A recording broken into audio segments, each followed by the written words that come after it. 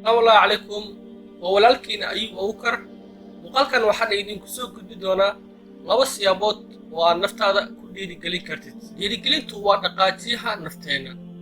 Dhiirigelintu waxay sabab u noqotaa qofka inuu qabto hawl aad u adag. Ma jirtaa hawl inaad bilowday kadibna aad ka caajistay ama aad ka niyadjabtay. Inta badan bini'aadamku way ku dhacdaa. Haddaba haddii aad hawl bilowdo waa inuu go'aankaagu noqdaa hawshaas sida aad ku dhamaystir lahayd.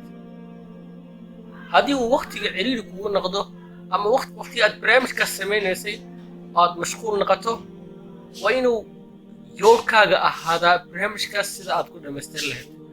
qorshaha bedel ama waqti kale u yeel. weligaa ma helaysid inta aad nooshahay qof mar walba ag jooga oo ku dhiirigeliya oo naftaada wanaaggeeda kuu sheega. haddaba maxaa kuu xal ah? insha allah waxaan kula wadaagayaa laba siyaabood oo aad naftaada ku dhiirigelin kartid. tallaabada koowaad waxa ay tahay naftaada heshiis la gal. heshiiska aad naftaada la gelaysid wuxuu noqon karaa mid yar iyo mid weyn. tusaale waxaan tusaale u soo qaadanaynaa heshiis aan la galay nafteyda anigoo ah Ayuub Awkar.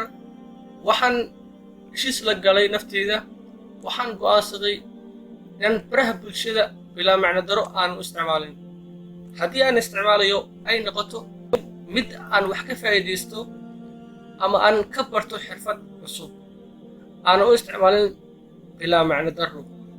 ha noqdo heshiiska aad naftaada la gelaysid mid dhaqan gala ayuusan noqon mid iska hadal ah. labada lamaad waxay tahay noloshaada u yeel hadaf sareeya. waa inaad yeelataa hadaf sareeya. hadafku wuxuu naftaada gelin karaa dhiirigelin aad u fara badan. haddii aadan lahayn hadaf sareeya muuqaalkan kadib insha allah yeelo hadaf sareeya.